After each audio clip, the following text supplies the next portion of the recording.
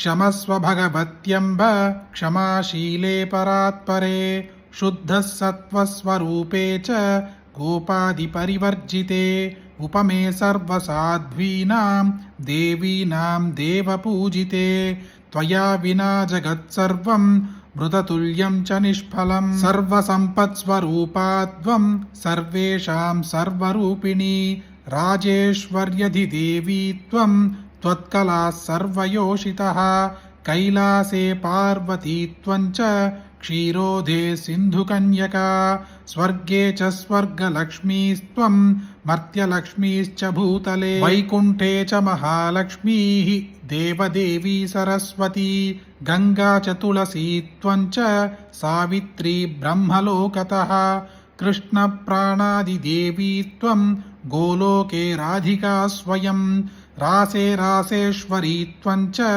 बृन्द्वा बृन्दावने वने कृष्णप्रिया त्वं भाण्डीरे चन्द्राचन्दनकानने विरजासम्भकवने शतशृङ्गे च सुन्दरी पद्मावती पद्मवने मालती मालतीवने कुन्दतन्ती कुन्दवने सुशीला केतकीवने कदम्बमाला त्वं देवी कदम्बकाननेऽपि च राजलक्ष्मी राजगेहे कृष्णलक्ष्मीर्गृहे गृहे इत्युक्त्वा देवतः सर्वाः मुनयो मनवस्थता रूरुदुर्नम्रवदनाः सुष्टकण्डोष्टतालुकाः इति लक्ष्मीस्तवं पुण्यं सर्वदेवैः कृतं शुभं यः पठेत् प्रातरुत्थाय स वै सर्वं लभेत् ध्रुवम् अभार्यो लभते भार्यां विनीतां सुसुतां सतीं सुशीलां सुन्दरीं रम्या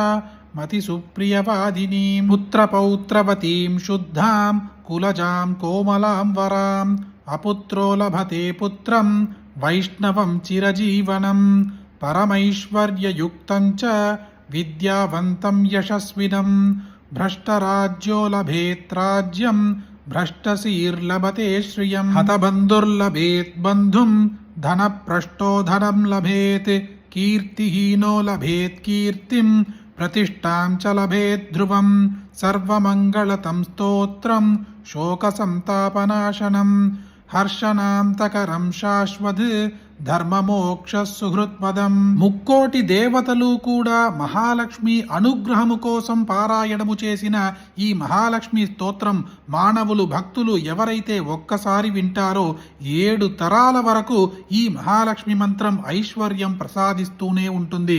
అలాంటి ఒక అద్భుతమైన స్తోత్రం మీరొక్కరే వింటే సరిపోతుందా? మీకు తెలిసిన అందరికీ షేర్ చేయండి. ఈ వీడియోని లైక్ చేయండి. మళ్ళీ ఇంకొక వీడియోలో కలుద్దాం. జై జై శంకర, హర హర శంకర.